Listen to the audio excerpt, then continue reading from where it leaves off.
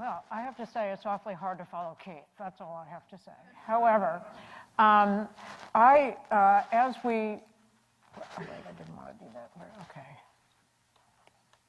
Here we go. Can you, here we go.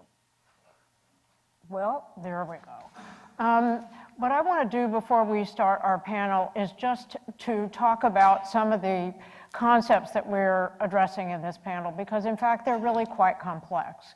And in particular, privacy has a lot of different meanings in common usage. And I think as we explore these areas, we need to understand them. One of them is simply the desire not to be observed, which is increasingly difficult to do in our society. What people mostly talk about is the ability to control how data about you are used.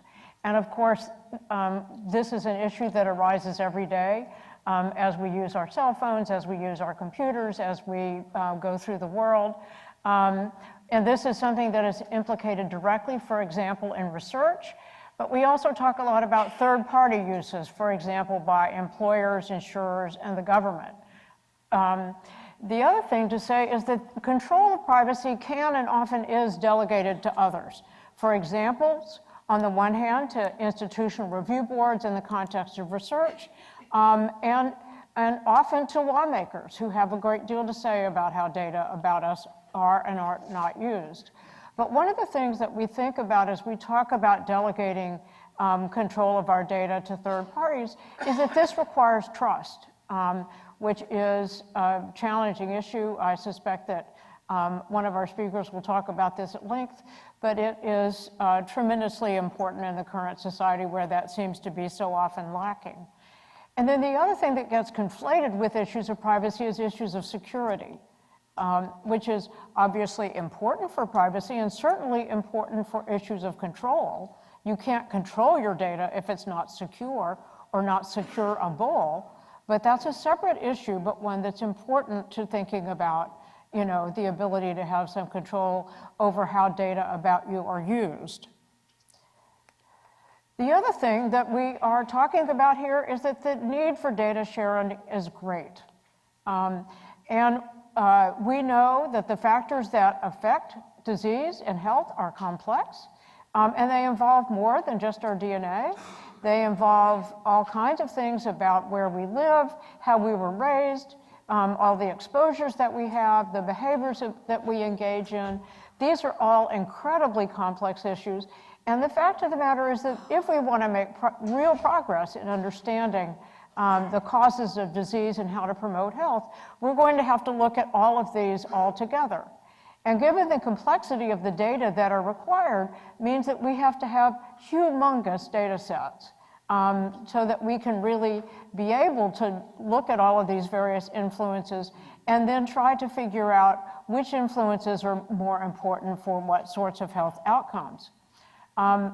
Importantly, in our current society, data are unevenly available, and the slide to, or the figure to your right up there is from an article from Nature by Malia Fullerton and Popjoy, looking at how much genomic data we have about which populations. And the message that I want you to take away from here is in the first time they did this study, something like 99% of all the data that existed in the world that was about genomics had to do with people with Northern European ancestry. They redid the study a number of years later, and it's slightly more exciting. It was only about 84% people from Northern European ancestry, but the overwhelming majority of the remainder were from Asia. And we just heard last week about the incredible importance of getting more and more genomic data from people from Africa, where there is the greatest genetic diversity and where we still don't know very much about it. And this is just looking at genomics. We have the same kinds of data needs about many other factors as well. And so the major goal of the All of Us program is actually to try to fill in some of these data gaps, looking not only at genomic data, but importantly, at many of the other sociocultural religious factors that potentially influence health. So to help us begin this conversation, I'll go over this again. So to help us, I thought there was a slide for this, but I guess not. So to help us with this conversation, we have a bang-up group of speakers. First is Sharon Terry, who is the president and CEO of Genetic Alliance, who has been a passionate advocate for the roles of patients and consumers and people who were affected by health and affected by diseases to make sure that the research gets done. Next, we will turn to Consuelo Wilkins, who has a lot of different titles, but the one I'll mention here is that she is the Vice President for Health Equity for Vanderbilt University Medical Center, but also did 70-plus community studios in preparation for the All of Us Consortium. John Wilbanks, who is the Chief Commons Officer for Sage Bionetworks, who has been an absolute leader in thinking about innovative ways to engage research participants in research and in making decisions about the scope of their participation. And Nicholson Price, who is Assistant Professor of Law at University of Michigan Law School, who's going to talk about some of the issues that are raised by intellectual property, which are very much at stake here. So, with no further ado, I'm going to pass this on to Sharon and let her. And by the way, the deal is they have 6 minutes to talk each. There's a little beeper there that's going to tell them when they're done, and then and then we'll have some conversation among ourselves, and then we will open up to questions from the floor. As you're thinking about your questions, please make them concise. Because I suspect people are going to have a lot to say. So, go for it. Great, thanks very much. And I don't have any slides. I'm really happy to be here and happy to be part of this panel. Also very happy to see lots of my friends from different areas that I've been working in. I apologize to those who have heard before some of the introductory remarks I'll give for a very brief few seconds. I come here because I'm a mother of 2 now adult children who are diagnosed at this Christmas, it'll be 25 years ago with a rare genetic condition. Quickly realizing as a lay person, my degree is in theology, that in fact there wasn't data, there wasn't sharing of data. I created registries and biobanks and systems whereby the researchers had to come to me in order to get to do the work they wanted to do, and enforced the kind of data sharing 25 years ago that was simply unheard of. I was also maligned a lot by my fellow advocates saying, stay out of that. There were actually articles written about me by lawyers and ethicists saying I was interfering with the research and in fact had a huge conflict of interest. I did, and I do. I have a huge interest in not only treatments for my kid's condition, and I run the world's consortium on that disease right now, but also on this kind of robust interaction and sharing for all people. And so about 20 years ago, I became president and CEO of Genetic Alliance, which is an umbrella working not just on genetic conditions, our name is an unfortunate misnomer now, but really on all conditions, to try to figure out how do we get the voice of people into these conversations, which is a pretty hard thing to do still. I find it quite remarkable that in other industries, people, consumer demand, consumer interests influence that industry pretty fast. We all can download a book or a song on our iPhone or our Android device today easily, very easily. We have been able to share all kinds of things with each other. We have not been able to do that in biomedical research for all the reasons that we all know, and we'll hear some of those in this panel. But I think largely because we often hide behind some screens. And some of those screens are a kind of false ethics that actually does, in fact, use a paternalistic sort of purview to say, not for you, not for you, not for you, so that, in fact, institutions are protecting their data assets. In fact, people, if they knew what the nation and actually the globe's universities, companies, any kind of consumer of data is doing with the data from people, they'd be pretty surprised. They'd be kind of shocked, as I was and as the other disease groups I work with are, about why data is not shared. And so I think my main message for today for this panel is certainly to say we need to get over it, and there's a lot of its to get over. One of them is privacy, because we already do have ways to, in fact, work with privacy in authentic and empowering ways. And again, we're going to hear some of those here. I myself have been involved in a couple of them. One huge one is PCORnet. I'm 1/3 of the coordinating center for PCORnet, and we're looking at how do we actually get people involved and get these data shared across institutions, in that case, 70 institutions. It's a slog. It is not easy. There is so much friction and resistance from the institutions, it floors me. When I sit with heads of medical institutions who tell me, well, you know, it's really difficult because it's expensive, or it's difficult because I'm invading someone's privacy, or it's difficult, it's difficult, it's difficult. It is difficult. It's also really difficult to live with disease. And it's difficult to watch your kids die from disease. And so I think we really need to get to the point where we say, what am I afraid of? Because it's a fear that keeps us, and I mean this in the case of you guys, heads of institutions, heads of research programs. What am I afraid of? How do I get past that fear to do the next thing? Because we're not going to revolutionize this field unless we do that. Another project I'm involved in is something called Program for Engaging Everyone Responsibly. It's simply a platform and a program that allows individuals each to share their data and to do it according to their own privacy settings. Because I think we've done two disservices. One is to say that any de-identified information is not human and doesn't need the same kinds of interaction or engagement as we do with identifiable information. And I think that's wrong. It takes us years and years, decades to build trust, and we can lose it in 2 seconds. And that's exactly the kind of thing that will do that. And I know some of the other speakers will address that. The other place I think that we come down short is by saying one size fits all. Everybody should either share or everybody should be completely protected and not share. And I think people's interests are really different. If you have a rare genetic condition or a rare disease of any kind in your family and it's your child who's dying, you're going to put your information in the New York Times. If you have a stigmatizing mental health condition and you work in a place where you know that that could be a detriment to your employment, you're not going to put your information out, even in probably a pretty protected place like all of us or any other database. So in my system, we allow that kind of granularity. People get to say, I can share or I don't want to share.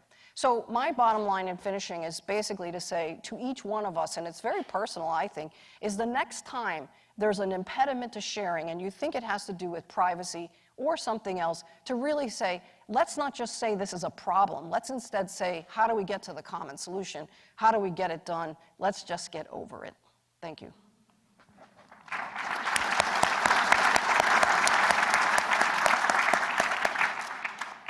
Well, it really is a pleasure to be able to provide some remarks and participate in the panel, and I commend the Academy for taking on this topic.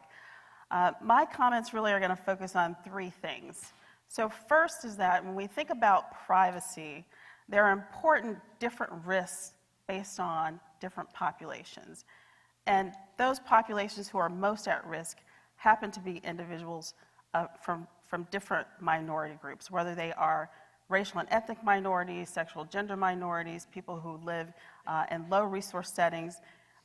Their risks for having adverse events due to privacy are greater.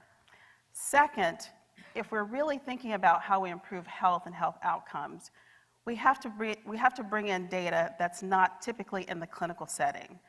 We're thinking about social determinants of health, data related to community safety, economic opportunity. Those are inherently based at the community level. And thinking about that from the community's perspective means that there are also increased risks to communities. And that's something that we often don't think about. And my third point is that if we're really going to try and mitigate some of these risks, and more importantly, use the data that we have in these important data sources, we have to have these data available to and being able to be used by people who have different backgrounds, people who understand minority health and health disparities, and those individuals may be the ones who actually don't have access to the data. I'm pushing. There we go. Perhaps 2 of the most important determinants of health are identity and place, where you live. And along with how you identify yourself comes with how other people identify you. If we're really looking at how people identify themselves, they're often not these broad categories like race and ethnicity that we typically use if we're thinking about at the federal level. Take, for example, people who are Asian. There are how many billions of people who live in Asia, and how many hundreds of countries or dozens of countries. Individuals from Asia don't typically identify themselves as Asian. If we're really going to identify people and think about their cultures and identify them in these important ways, then we have to look at smaller cuts of these pies. And that is going to increase their risk for being identified, for their privacy being breached, et cetera.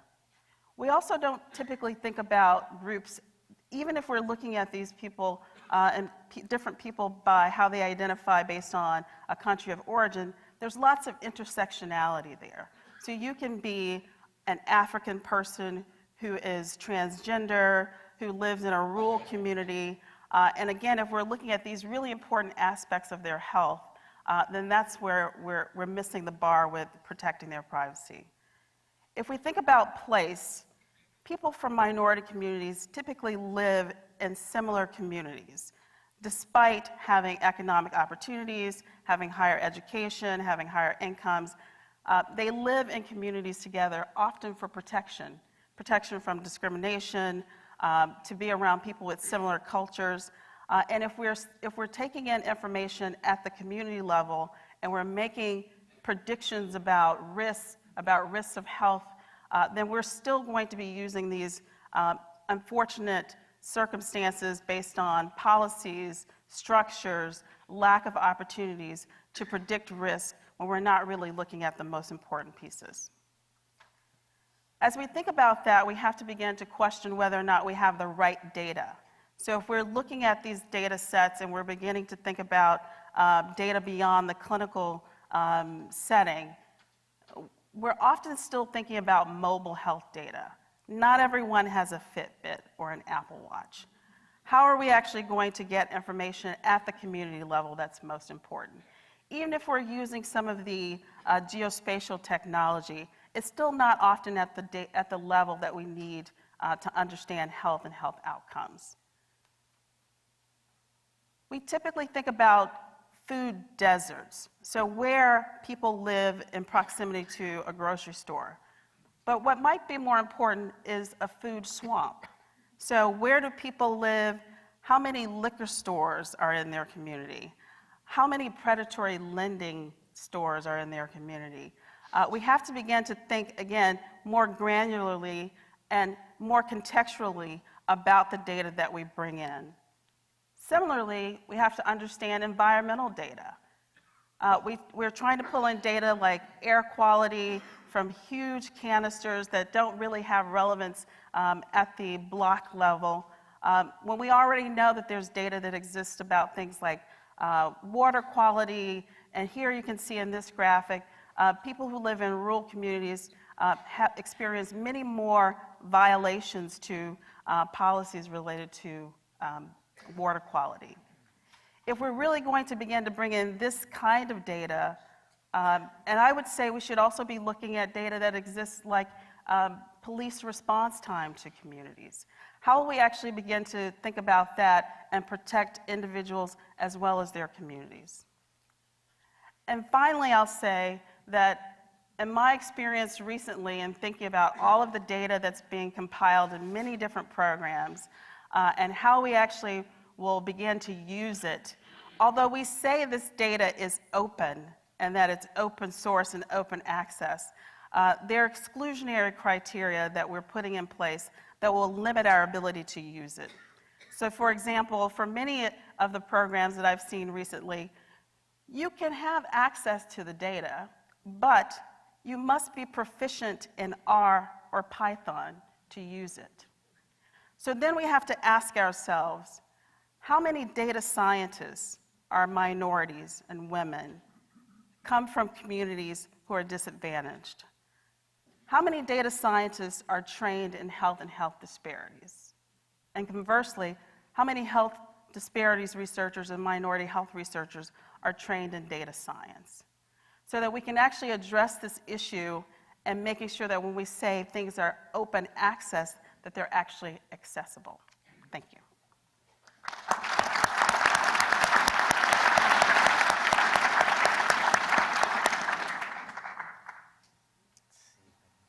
first slide. I'm going to go back one. There we go. So I'm probably here because of this slide. I've spent a lot of time working on how people understand complicated legal documents in the context of informed consent.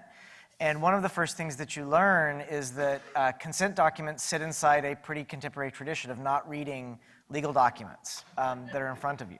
I don't read all the details of the consent document at my son's pediatric appointments, and I certainly don't read all the copyright terms of service.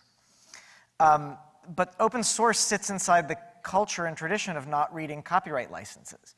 And so when we think about it, we have to remember that it's fundamentally about transferring power from a producer to a user, where neither side really pays attention to the details. And that's not very good, as you may guess from the previous two speakers, when we take this to human data. Even when we try to read complicated documents on screens, we read them differently than we read them on print. This is known as the F pattern. There are many other patterns like it, but we simply scan on screens. This appears persistent across phones, tablets, laptops, and monitors. So even when we try to read, we don't read all of the words the way that we read in print. So if we're going to make data open, arguably we should not simply put it on the internet the way that we put software on the internet. Even now, there are attempts to recast open source software with a Hippocratic license that says it can't be used for violations of the United Nations Declaration of Human Rights. Because right now, ICE is using a lot of open source software. When we work on this at SAGE, where I work, we try to create data release systems that impose obligations on the researchers using the data, not just burdens of informedness and autonomy on the person donating the data. And we also know that the researchers themselves will no more read the terms of service than the participant did, so we have to have different kinds of interfaces for researchers where they say very basic things, like I won't re-identify people, I won't share the data. You would not believe how many complaints we get by telling researchers they can't simply share the data, that they will protect privacy, that they will follow the law, right? We make people download, print, sign, scan, and upload this, and the complaints we get for this 5-minute transaction cost are informative. We make researchers who want access to donated data pass a test, because we know they will not read the user manual for our cloud system. And so this is a form of forcing them to pay attention to the most important parts of the user manual by making them pass a test. My favorite quote that we've had to give back to a researcher was, "Yes, even you."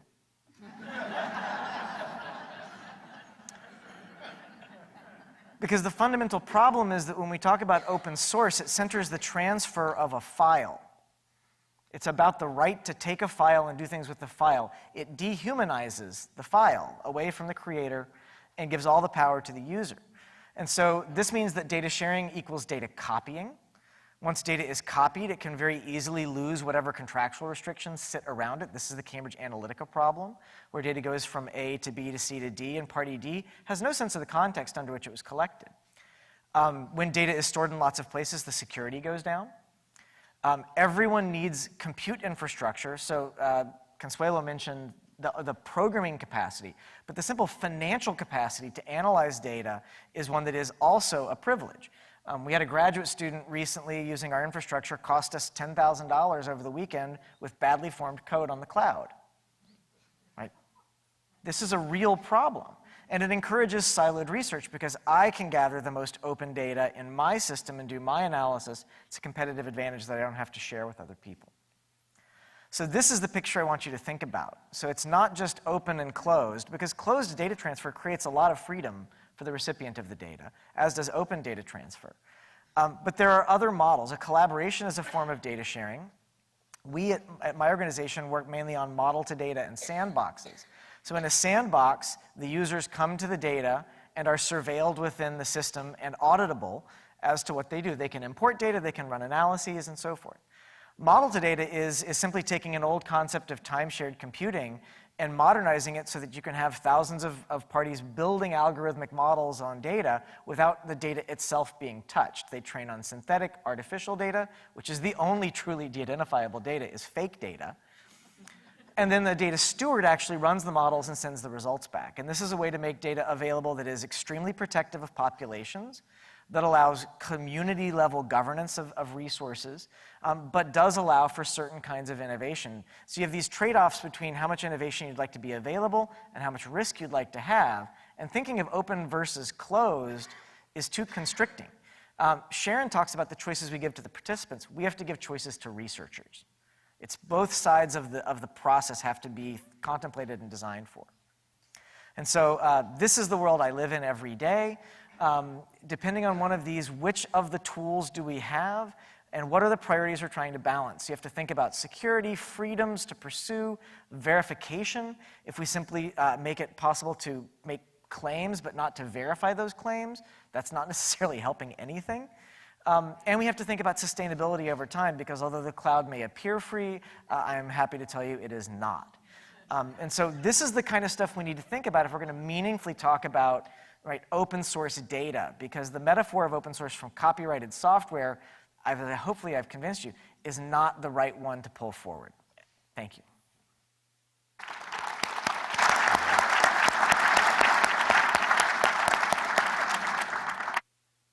So I think about these issues from a somewhat orthogonal direction, I think. But what I want to say is really framed by Ellen and Sharon's opening remarks, which is to say, we'd like a whole lot of data, but they're really expensive and they're hard. And not just dealing with privacy is hard and expensive, or at least potentially expensive, but just warehousing data or using the cloud or running models or hiring data scientists or collecting data or cleaning them or all of these things, they're just hard and expensive. And I work in the world of intellectual property, and these data are public goods, which means that once you share them, they're pretty easy to share, especially if you share them openly.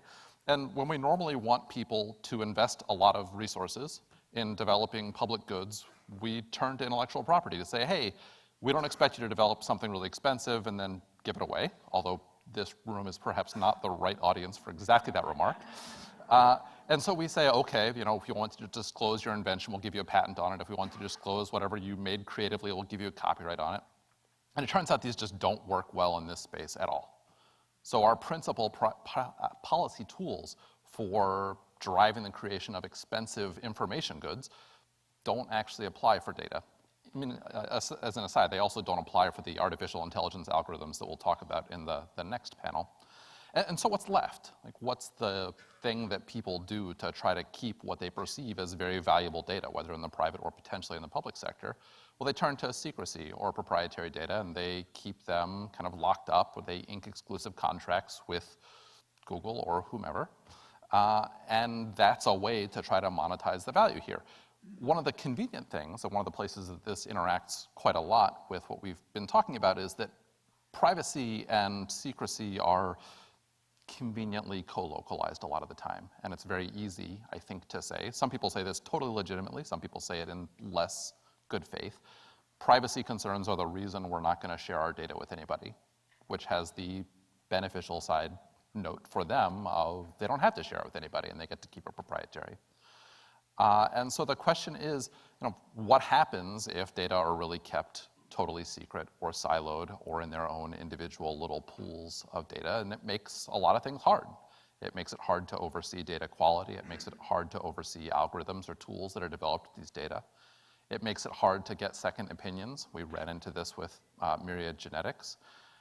It makes it difficult to aggregate the really large data sets that we want to figure out really complicated stuff.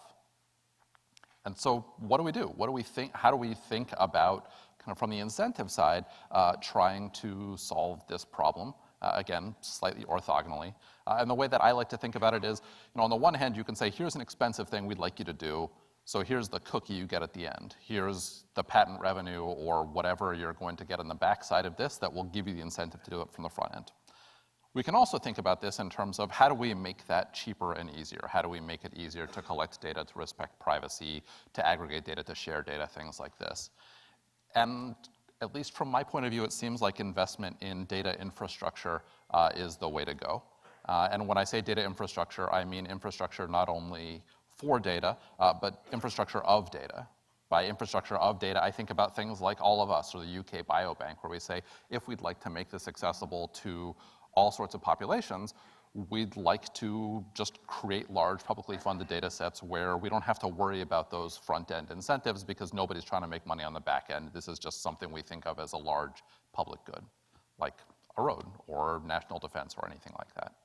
But the other type of infrastructure is an infrastructure for data, which is to say there are a lot of things that are hard about data, in part because we just don't have a broad set of tools or widely available tools that can make them easier, like easy to apply privacy policies or infrastructure, things like what Sage is doing, but making them really widely available so that more people are participating in an easier, less expensive model of responding to privacy concerns. Or things so simple as making it easier for rural health centers to collect data so that we don't have to worry as much about the biases that arise when data are collected just in fancy, rich hospitals and not so much in community health centers.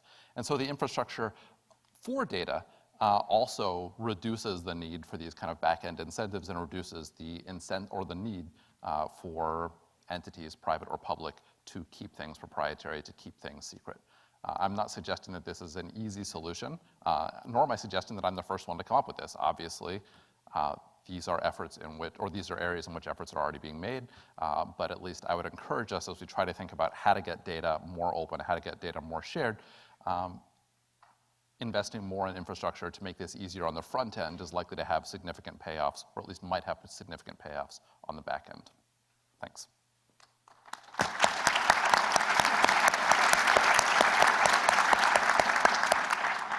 So I want to open this up for discussion among the panel, but I want to start with an opening question. As I listen, I think a lot of what we're talking about with regard to privacy, I think the issue about secrecy and desire to get economic value is tremendous in this space. But when I think about it from the perspective of individuals, I see two very competing views. On the one hand, the people who are just desperate to get these data shared and to get the work done, just desperate. And on the other hand, I see people who are worried not so much about their individual dignity as they are that someone's going to use the data to hurt them. And I would like to sort of see, are there things that we can do to bridge, first of all, did I get that right? Second of all, are there things that we can do to bridge this? And third, does it mean that we really need to be focusing even more of our efforts about trying to create the more just society that, that we desperately would like to have? So I'm putting all those things out there for you all to reflect on. Might as well get you some gnarly questions, but. I'll jump in and say, I do think you're right, Ellen, that there is this, maybe competing interests sometimes of getting everything out, and then how do we manage the concerns of people who are really afraid. And I think this is a challenge that I've had when I hear the discussions, oh, well, we're not talking about privacy, that's talking about security. And I think if you're someone who is worried, it doesn't really matter what we're talking about or how we're labeling it, because typically we're talking about people who have experienced harm, or they're from groups who've experienced harm. And if you are from a group of people who've experienced harm, historically been abused, if your community is never the one who ends up on top, your perceptions of risk are different. And being able to understand what that looks like and the needs for privacy have to be managed. But we also have to manage the not making people invisible. Because if we have too many privacy protections in place and we're not able to actually identify people, then we continue to mask these inequities and these differences in health outcomes. And so we're not actually able to address them. So being able to have in place some structures or governance, some oversight, I think will help. And some of the early work that we've done with asking people, would you be more willing to trust a program, a system, if there were people like you in oversight? if there are people like you who got to see the numbers behind the scenes and can verify that the people who are experiencing, breaches of data or harms aren't disproportionately like you. People say, yes, I think I would like to see that. I would like to know that there's someone else who's looking out for me and is behind the scenes. But I think that also means that we can't continue to say people should trust us, that we have to say, are we trustworthy? Are we transparent enough? Are we acknowledging these concerns and fears that people have a right to have? Yeah, I agree with all of that, and in fact, jumping right off when we keep asking, do you trust me? We're actually putting a bigger burden on people who are already burdened, and so building trustworthy systems and having representation in those systems is critical.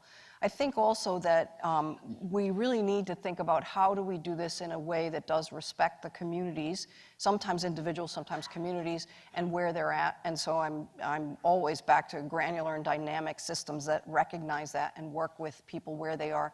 And when I say that, a lot of times the pushback is, well, the average person can't make these decisions. They're not smart enough, they don't have enough background, whatever it is. I say, again, that's a screen in a way, but okay, let's go with that a little. And then let's look at then who do they trust? Who is the community trustworthy person that should be deeply involved from the very beginning in all of these programs and in any kind of engagement that we're trying to do in biomedical research? I think about trying to look at these issues a little bit downstream. So I completely agree with what's been said before, but I think an important way also to decrease the concern about participating in data sharing efforts is to think about ways to limit downstream harms. So the obvious example of that in the last decade is the passage of GINA and of the Affordable Care Act, which made it hard to discriminate on the basis of genetic information or in health insurance for lots of reasons. And when you say, okay, here's a downstream harm that's an obvious salient harm, you make it easier for folks to say, okay, I'm happy to get tested in the first place, and I'm less concerned about those data becoming more available, being used for research, because at least one big obvious downstream harm is now quite limited. But of course, those laws didn't eliminate all forms of downstream harm, and there are still lots of them left. You can still be discriminated against for life insurance or disability insurance or lots of other areas. So I think about a reasonable policy intervention being trying to at least limit some of those downstream harms. Again, not a panacea, but a step in the right direction. Yeah, I would endorse radical expansion of GINA and single payer would make me a lot more comfortable recommending more open data. There's a quote that I like from a friend of mine, Eric Heckler: people are different, context matters, and things change. And that makes kind of permanent decisions about data distribution complicated. Because you have differences within families, right, who are implicated by sharing genetic data. Context does matter. The community that you share to, if it gets transferred out of that community, you can feel a lot of, they call it context collapse pretty quickly after that. And let's say you have a condition that transitions from acute to chronic, as we heard mentioned in the keynote. Right? Your willingness to adapt to risk may be different with a chronic illness than you had when you thought that you were facing death or that your child was facing death. And so that's one of the reasons that, and I've committed acts of apostasy against the open movement over the last decade, right? As I've watched and had to work with communities, I've seen the harm that can come from sort of unlimited data transfer in the wrong context. And so I think this is where having community governance sitting on top of technical systems that are about visiting data as opposed to transferring data, I think that's the spot where I think that the risk-benefit is balanced enough to make a compelling argument if you have the community governance, but only really if. And if not, and so beyond that, we need to change the legislative and regulatory environment to really make this safe enough. So I know there are some people up. I just have one more quick question in response to something that you said about de-identified data, which is, what ought to be the default rules? Should the default rules that only data can be used if people engage in the granular consent process, or should there be default rules that allow other kinds of use? So I again would say that's contextual answer, because I'm very much in John's boat around visit the data rather than, so data access rather than data control and data dissemination. Yeah. So in the case of de-identified data, then I think we do need to use it. And then when we want to get more granular information, we should be engaging people. Okay, Well, I mean, one of the cliches in open source is that copyright is a really strong default rule and there's a very weak opt-out. Right? And so one of the core concepts in open source is to sort of weaken the default rule and strengthen the opt-out. And so yeah, in this sense, I mean, if we could think about the default rule flipping from we transfer data to we visit data, then the opt-out for making more visitors able to access your file could be a relatively clear pathway, right? And then you can have arguments, you know, people play autonomy like a bingo card Right. in the conversation. Like, autonomy, we have to let people do this. And for the most part, I tend to agree with some of that, right? Depending on how much harm your autonomy can create for others.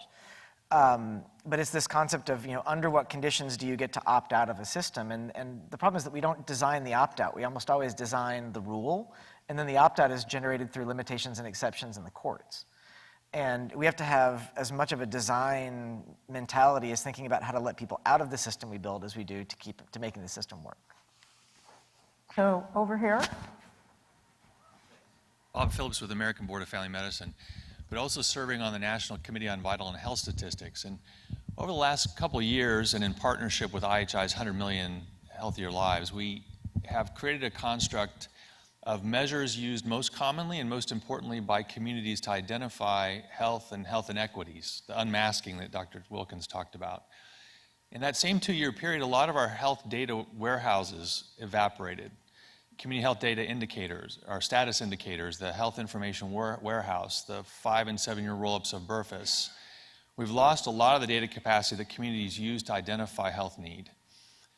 The federal data strategy that was we're in the first year of that, have consolidated a lot of federal agency data into the federal statistic data resource centers and have made it almost impenetrable for anyone who's not a researcher, can't use R, can't use Python. So we have the data consolidated in a way that could actually inform community health in a much more robust manner. We have no mechanism to get the data out to the user community. So this discussion of community governance, the discussion of maybe IP as a way to get people into the space to get the data out, how do we use the new federal data strategy to actually inform community health, and how would you advise the federal data strategy team to do that next? I think it's really very important that people who have access to the data and people who are using the data understand the population of people who are in the data. And so that troubles me if that didn't come through on that last slide I showed. But I think we should also have the expectation that there's a clear question that we want to ask and answer when we're accessing the data. And I think approaching it from the standpoint of the community's needs, the provider's needs, you know, what are we seeking from the data should really be driving the approach. And that concerns me, that if we don't have the right people at the table who really have those questions, then we're really not going to be answering the questions. I do think that there is absent, you know, mass training or people who want to be trained in R and Python.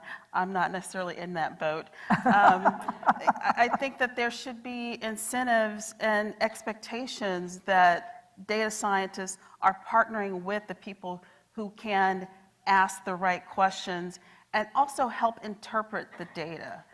It really concerns me too that, you know, if we get all this data together, that we're just going to start mining for things or looking for things and drawing inappropriate conclusions, and there goes all the trust that we are, you know, seeking to build, or our trustworthiness in the process. So I do think that some strategies, incentives to pair you know, data scientists, biostatisticians, people who can actually do the analysis with the teams of people who are asking the questions are important.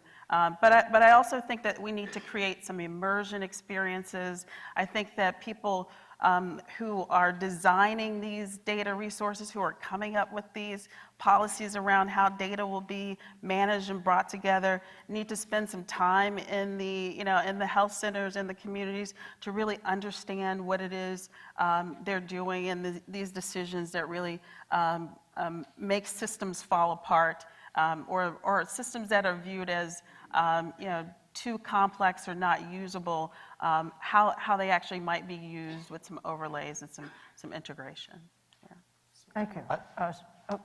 I worry a little bit about models that say the only way that's kind of appropriate to approach a data set is with a really specific question in mind. Just because maybe I'm a bit of a techno-utopian, but I have this, belief that with big data sets and fun, exciting, unsupervised AI, like we can use, potentially we get interesting things out of it on its own, but it's also really useful for hypothesis generation. And, limiting yourself just to the situations where you walk in with a hypothesis to test, I think takes a lot of potentially really interesting value off the table. I completely agree that hypothesis generation is valid, but it shouldn't be discovery with the intent of now, this is a final answer on a question that you didn't even have to start with. But I do think that from the standpoint of discovery, it is certainly valid. But if we don't have a question, then using it to generate hypotheses is valid, but not to say now we have an answer and this should take, because we have now hundreds of thousands or millions of people in this database, that we should discount all of the other information that we have that's really been vetted. So John, you can be quick, but there are So just a couple of pragmatic things. I think I'm going to echo and endorse Consuelo's idea to have pairing between data scientists and communities. This has worked very effectively with small cities and technologists through the Code for America program. You can see something very similar to that in the short term. In the long term, I worked on the Hill in the 90s. We had a shortage of physical therapy assistants and occupational therapy assistants. The federal government gave money to the community college system to train OTAs and PTAs, and Medicare and Medicaid reimbursed them at the same rate as PTs and OTs, and there was no shortage at the end of a decade.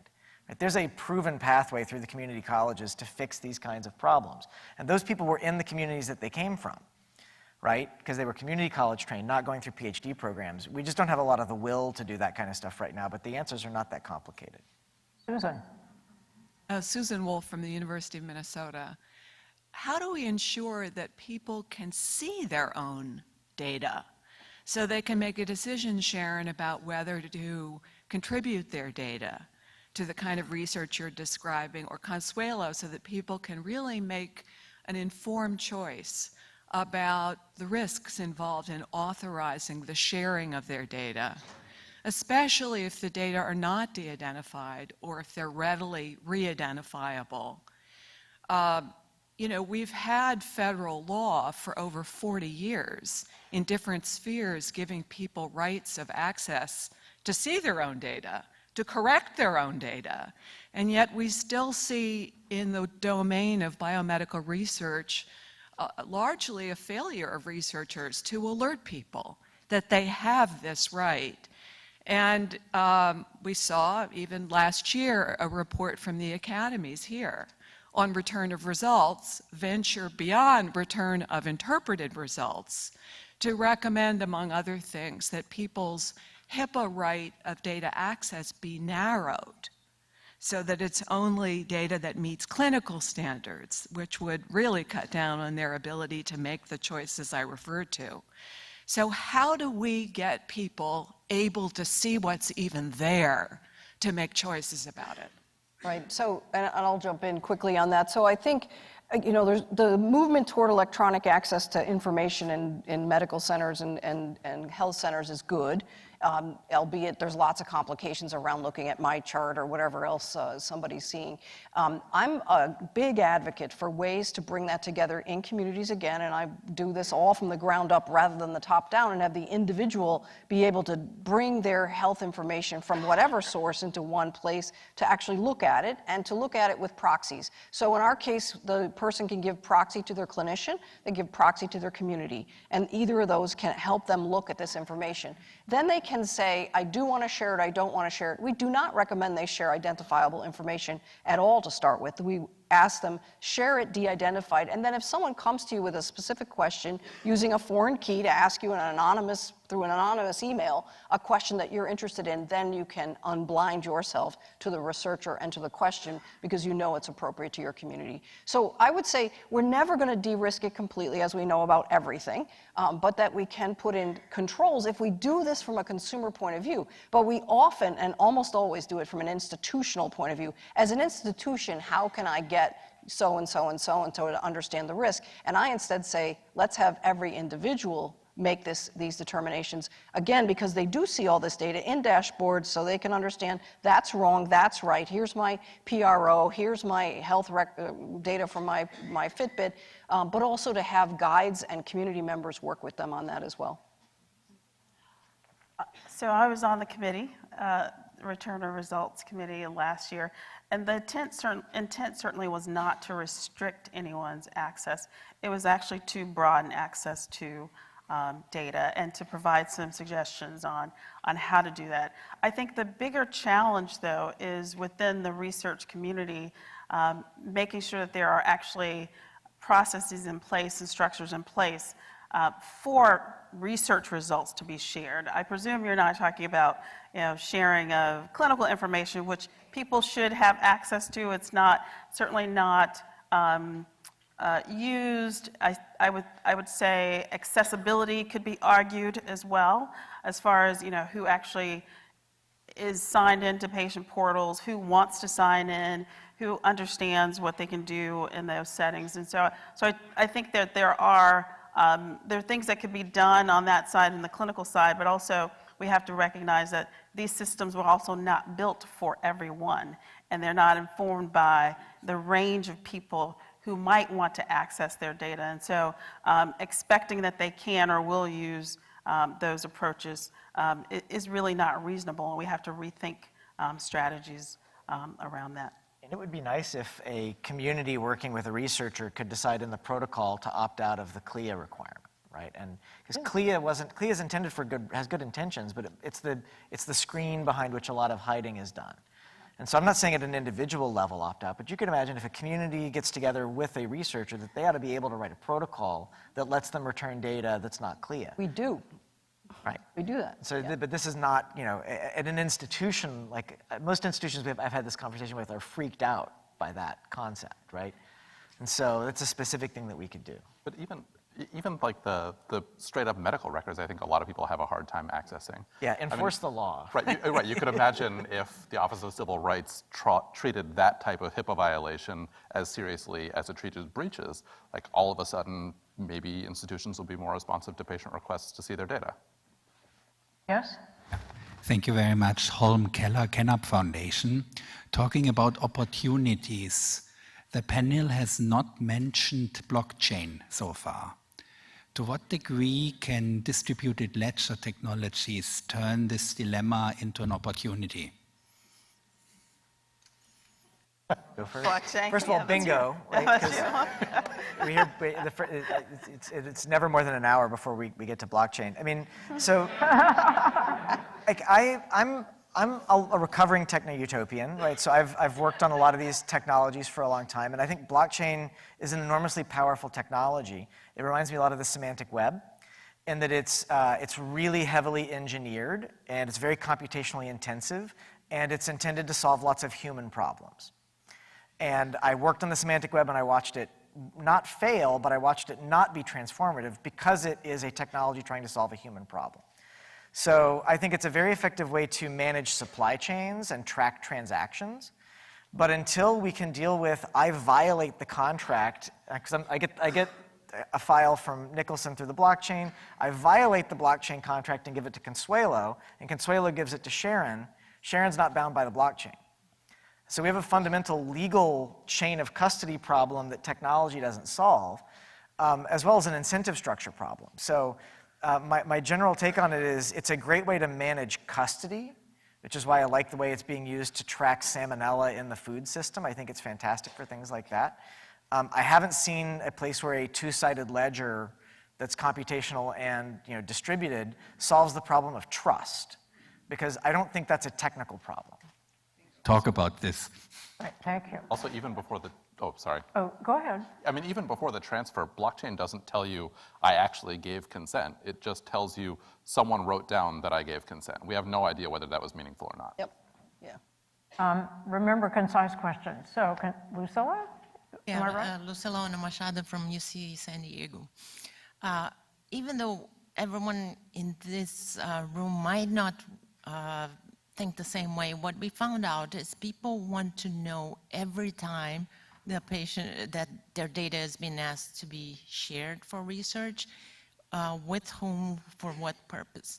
And what we get back is, well, that might be impractical and so on, but on the other hand, more and more people have devices or other means to be asked every time. So what's your opinion about doing it on demand for a specific purpose to a specific group? My opinion is that I think these systems can be and have been developed, and there are some that do that, and that it's not hard to do. It's simply audit trails, and then it's also integrating the requests that I think can also be very much automated. I think there's places where I really agree with John, where technology works very easily and we're not using them. And there's places where we're over-dependent on technology and biomedical research where it doesn't work. And I think it's partly because and I've been really amazed at this, and my analogy is, it's sort of like you all, and anybody who's an expert, so I might even include myself, are pilots of airplanes, and we're in charge of the carpet cleaning in the airport and whether or not it's Starbucks or Dunkin' Donuts. And we don't do that in other disciplines. And so what I think in this discipline is if we did encourage more communities, data scientists, sociologists, anthropologists, et cetera, to work with us, we would have more understanding of when do people want to have that kind of granular understanding and auditing, and when do they not need it. And I don't think we've had that public discourse very well. And I would just say that I actually think the vast majority of people in this space don't care. Yep. The vast majority. So, George? George Hill from Vanderbilt. I really enjoyed the panel, and I thank the organizers for putting it together. This question has kind of been touched on, but I want it to be very specific. What are steps that are necessary and have proven successful with high-risk populations in building their confidence of safety and respect in participating in sharing data? Are we at a point now where we know the answer to that? Are we doing research to gather more information? But what do we do, particularly with people who are doing research and are trying to deal with this question? So I would say that there are some studies and projects that have done it well. I don't know that we've systematically studied, though, which in a list of things is most useful in actually making people trust or being trustworthy. So certainly high at the top of the list, though, is communication. So effectively communicating what you're doing with people's data, why you're collecting it, how you will use it, but also what you have done with it. So a big piece, and that's to Lucilla's question, which is, people want to know what you're doing, if they want to consent to sharing the data. But what I found is that people actually want to know what you did with it more than who actually got it. So what did you do with it? What did you find? And how will that translate into some improvements in health outcomes? We have recently, in a few projects, including with all of us, we now have participants who are serving in roles alongside the PIs of studies. So they are in decision-making roles, they're in decision-making committees, they get to see the policies, the procedures, and some of our early data, and asking them about trust and trustworthiness, and feeling that their views are being respected and honored. We are seeing that they are responding in a positive way from that standpoint. I do think that having people from communities that are high risk, people who've worked in those communities in the past, are very important, and that's something that we've known for a long time from other studies. Genetic Alliance is just finishing up a project right now for PCORNet on, actually in this case, looking at when advocacy organizations who are serving underserved communities work with industry, what are the issues there? And we take work like Consuelo's and others, and certainly take the major principles like transparency and accountability, those sorts of things. But the interesting thing, because we've been using a kind of really human-centered design, UX sort of process on this in a way that probably wasn't intended, but it's ferreting out some really interesting things, is that this point of, so what is it for, though? So transparency is a great principle, but transparent about what?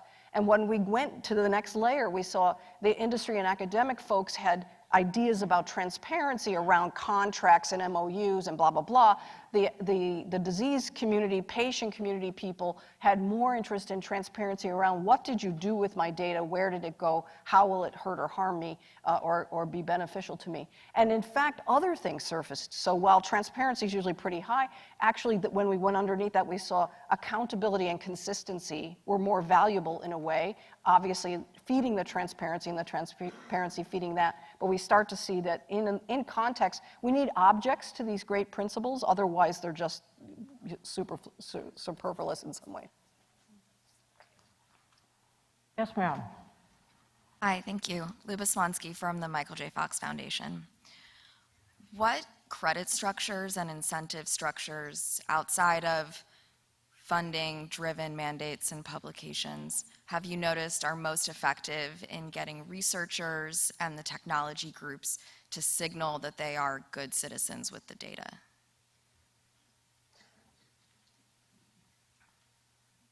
I guess I would say still top of the list is the returning of the information. So, sharing the findings, the research results, ideally not a print of the academic publication, but something that's actually, written for the public, and sharing that information in a meaningful way is very valuable. Yeah, I would go with that and say the interaction of the researcher with the community, whether that's in a kind of very human way, which again, I don't think we can answer everything by technology, or whether it's in some sort of structured way so that they do feel connected to that individual and that individual's answering something that the community needs answered rather than something that's just interesting, which both need to be done. I'm not saying they don't. Investigator-initiated science is great, and the credit, I think, is going to be more when the delivery is of something relevant to the community. I also think that, and this is from very firsthand, running a research consortium for 25 years and fighting every single year for the places where it starts to get more and more juicy. So in my kid's disease, there's now potential 2 or 3 treatments. They've been patented. I'm now arguing that even though I funded all the research, that the credit for these researchers needs to be that they continue to integrate me and the community into what they're doing, and not just license it to a firm in Boston because they're excited academics who can, make a buck. So I think there's going to have to be some human interaction here that's authentic and stays authentic even when the dollar signs start to ring and get big. Yeah, I would say contract hygiene. It's really boring, but most of the answers we're talking about here are really boring, right? Most of the answers here fall into the eat less and exercise camp, right? We know that they're the things we ought to do, we just don't do them, right? And so, we go back and forth 30, 40 times with most academic medical institutions on contract hygiene before we do collaborative work, because that sets up the ability to do access and benefit sharing later. And if you don't get that hygiene done at the beginning, then it's very easy to sort of go roughshod on it later. And you have this power asymmetry between a small funder that's not the NIH or Chan Zuckerberg, and the contracts office of a major elite research institution that's used to winning negotiations. And so I think one of the things that we might ought to contemplate as a community is capacity building to do contracts. Good, clean contracts that bake in some of these aspects, because what makes the researchers be good citizens is the contracts and the institutional structures that compel them to be good citizens. Ellen has written a lovely article about how acknowledging the participant is one of the things that we ought to be talking about in all of this. But if you're not required by your contract to put that in the paper and the grants office doesn't have a checklist, you probably won't. So leverage the institution by getting them to help the researcher be a good citizen. So, Jim? Jim Perrin, Mass General Hospital for Children. In the context of vast amounts of data, which you've all talked about in one way or another, can you help or reflect on the value of meaningful versus meaningless data? I mean, so for example, in the area of newborn screening, the whole question of whether genome-wide assessment should be used routinely, and what do you do with data that are incomprehensible as a result? And whom do you share that with and how? So I'll say from the context of what meaning is depends on the person. And you know, we published earlier this year in Health Affairs about the value of information to people, patients, research participants. If we're really talking about what's meaningful to them, we have to ask them. And it has nothing to do with clinically relevant, actionable, medically actionable, future planning. None of those things matter. If someone wants their raw genetic information, then that's of value to them. If someone wants to be connected with other people like them, then that's of value to them. Information, we don't get to decide what someone values, and so I think that's part of the challenge. How do we manage what everybody thinks is valuable, including the people from whom we've got the information? So, but Consuelo, don't you think that the first question with regard to newborn screening is whether we should be doing genome sequencing in that context anyway? I mean, once you've done it, then I think, then all bets are off.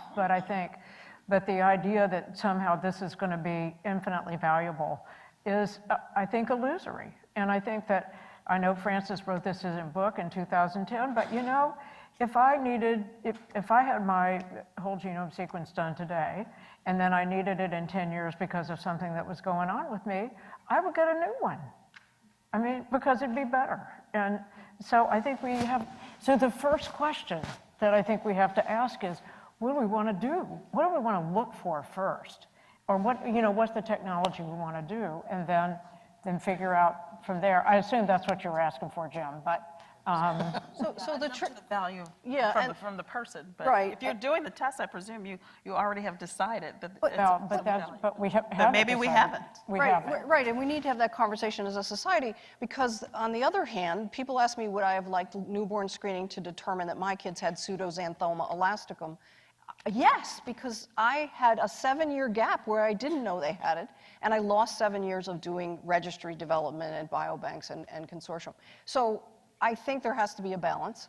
I think knowing something and being able to do something about it are two different things, and they're contextual. And I agree with you that we can't say all children in the United States we should switch from our panels to whole genome sequencing, but I think we should have that conversation and see what that looks like. And then there's a whole ton of ethical issues around if we do have the sequences of infants that we need to address. Well, please join me in thanking our incredible panel. This was just amazing. And so